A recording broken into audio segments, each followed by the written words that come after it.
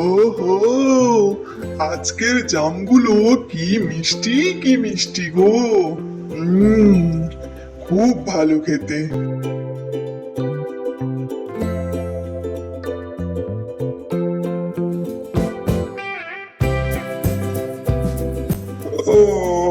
উফ, একটু বিশ্রাম নিলে ভালো হয়। আরে বন্ধু, তোমাকে তো খুব ক্লান্ত দেখাচ্ছে গো, কিছু জাম খাবে?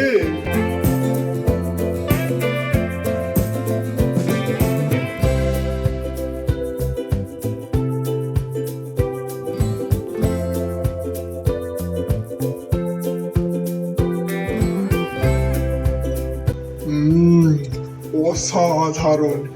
এত মিষ্টি ফল আমি আগে কখনো খাইনি, বুঝলে তো। খুব ভালো। আরে যখন ইচ্ছে হবে চলে এসো। কয়েকদিন ধরে কুমির প্রতিদিন আসে, বানর তাকে ফল দেয়, দুজন মিলে খুব গল্প করে। তুমি সত্যি খুব ভালো বন্ধু। বন্ধুর সঙ্গে ভাগ করে খেতে সবচেয়ে বেশি আনন্দ লাগে, বুঝলে তো বন্ধু।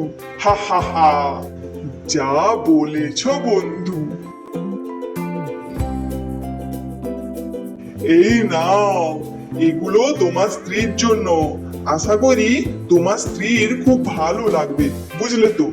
আরে ধন্যবাদ বন্ধু, আমি অবশ্যই নিয়ে যাব, ওর খুব ভালো লাগবে।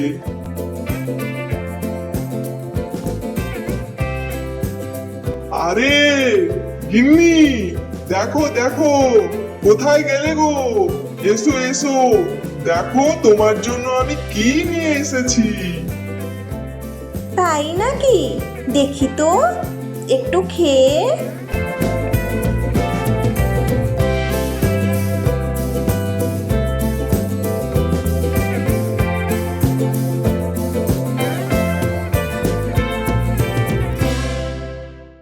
আহা, কি সুস্বাদু কি সুস্বাদু, এত মিষ্টি জাম, খুব ভালো।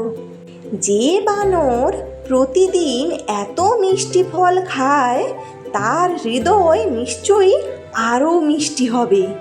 আমি আমি সেই বানরের হৃদয় চাই, আমার জন্য নিয়ে আসো।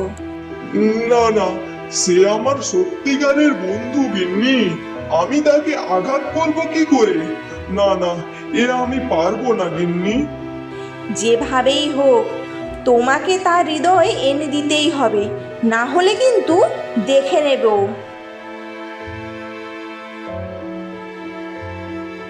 আরে বন্ধু যে, আজ এত সকালে? হ্যাঁ, আজ তোমার জন্য একটা বিশেষ খবর আছে।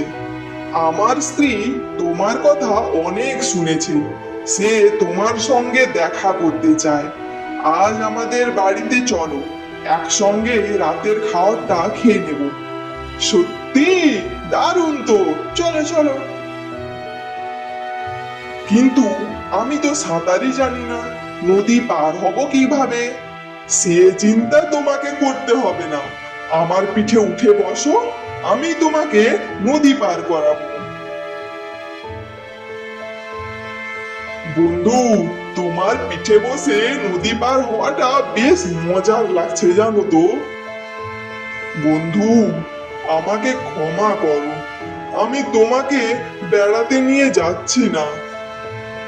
মানে, আমার স্ত্রী তোমার হৃদয়টা খেতে চায়, তাই তোমাকে নিয়ে যাচ্ছি। আমাকে ক্ষমা করো বন্ধু।